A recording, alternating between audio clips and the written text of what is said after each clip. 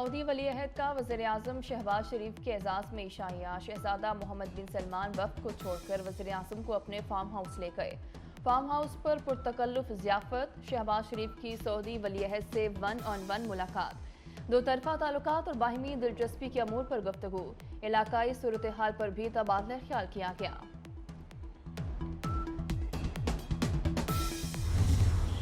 अफसोसनाक वाक़े की मुकम्मल तहकीकात कराई जाए और इसके जो भी अवामिल और जो भी मुहर्रिकात थे उनको भरपूर तरीके से देखने की ज़रूरत है।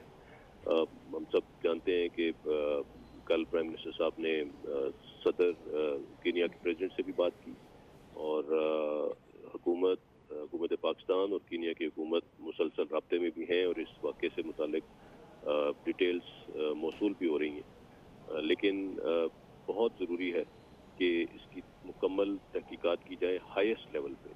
ऑल्दो कि कीनिया की गवर्नमेंट ने और उनकी पुलिस ने बड़ा वाज़े तौर पे एक्सेप्ट किया है ये इंसिडेंट जो हुआ है ये पुलिस की गलती थी, it was a case of mistaken identity, लेकिन इसके साथ साथ उसके सर्कमस्टांसेस के ऊपर बहुत से सवाल उठे हैं जिनके ऊपर हमारा ये ख्याल है कि बहुत हाईएस्ट लेवल की इंक्वायरी होनी चाहिए।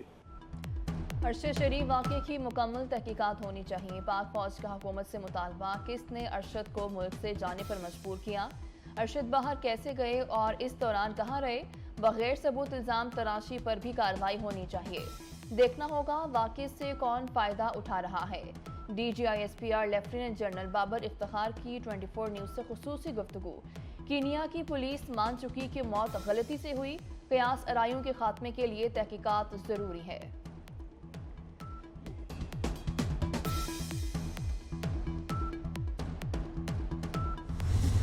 राय हक से पीछे नहीं हटा, डरा नहीं, और आखिर में ये जो इसको टारगेट किलिंग की गई है, ये जो मर्जी लोग कहें, मुझे पता है कि ये टारगेट किलिंग की गई है इसकी। मैंने उसको कहा कि तुम मुल्क से बाहर चले जाओ, पहले दफा नहीं माना, फिर मैंने उसको बताया कि मुझे इंफॉर्मेशन है।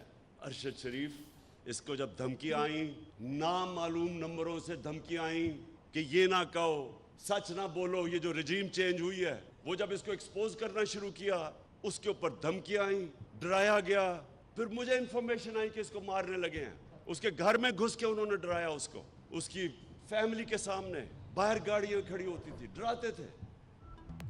मैंने अरशद शरीफ को कहा था बाहर चले जाओ, कोई कुछ कहे, अरशद शरीफ की टारगेट किलिंग हुई। इमरान खान का पेशावर में वकला कन्वेंशन से खिताब, कहा मुझे पता चला था कि अरशद को मारने लगे हैं।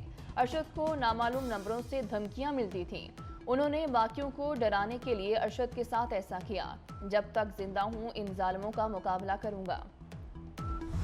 और उन्होंने मुझे पूरा यकीन दिलाया कि वो इस मामले में कोई कसर नहीं छोड़ेंगे और उन्होंने इस वाक़े पर मेरे साथ इज़हार हमदर्दी की। आज मैंने फैसला किया है कि हम इस वाक़े की एक आला अदालती कमीशन से शफाफ तहकीक करवाएंगे। अरशद शरीफ केस की तहकीकात अदालती कमीशन करेगा। इस्लामाबाद हाई कोर्ट के जज से इस्तदा करेंगे, काबीना से भी फैसले की तौसीक करवाएंगे। वज़ीर-ए-आज़म शहबाज शरीफ ने शफाफ तहकीकात की यकीन दहानी करा दी। कहते हैं वाक़े के हक़ाइक़ अवाम के सामने लाए जाएंगे।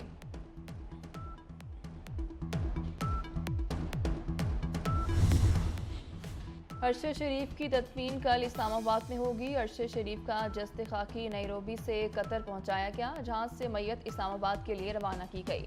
कीनिया के मकामी सहाफ़ी ने अरशद शरीफ की गाड़ी की वीडियो भी पोस्ट कर दी। ज़ेर हिरासत कीनिया पुलिस एहलकारों से तफ्तीश जारी। मैंने फैसला किया कि जुमे को लॉन्ग मार्च में अनाउंस कर रहा हूँ। लाहौर से मैं शुरू कर रहा हूँ और लिबर्टी 11 बजे हम वहाँ जमा होंगे और उधर से फिर हमारी मार्च शुरू होगी इस्लामाबाद की तरफ। मेरी सारी कौम को कोई शक और शुबा ना हो कि इसका मकसद क्या है।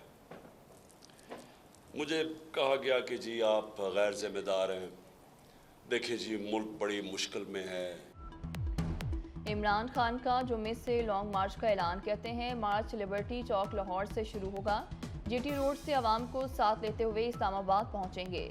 मार्च मुस्तकबिल की समत तय करेगा। पुलिस 1.5-2 हज़ार लोगों को संभाल सकती है।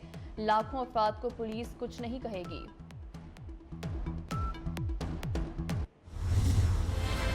Dengue out of control. Lahore में 24 घंटे में मजीद 142 नए केस सामने आ गए। कराची में 117 अफराद डेंगू में मुब्तला।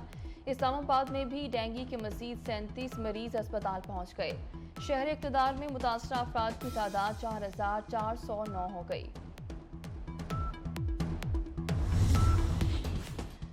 सर दर्द की दवा दर्द सर बन गई। लाहौर में पैनाडोल की शदीद किल्लत, डेंगू के दर्द में मरीज परेशान। पैनाडोल की तलब के मुकाबले में सप्लाई निफ्स से भी कम। मुतबादल अद्वियात भी मार्केट से गायब। महकमा प्राइमरी हेल्थ की ड्रैप से इस्तदा भी रायगा गई।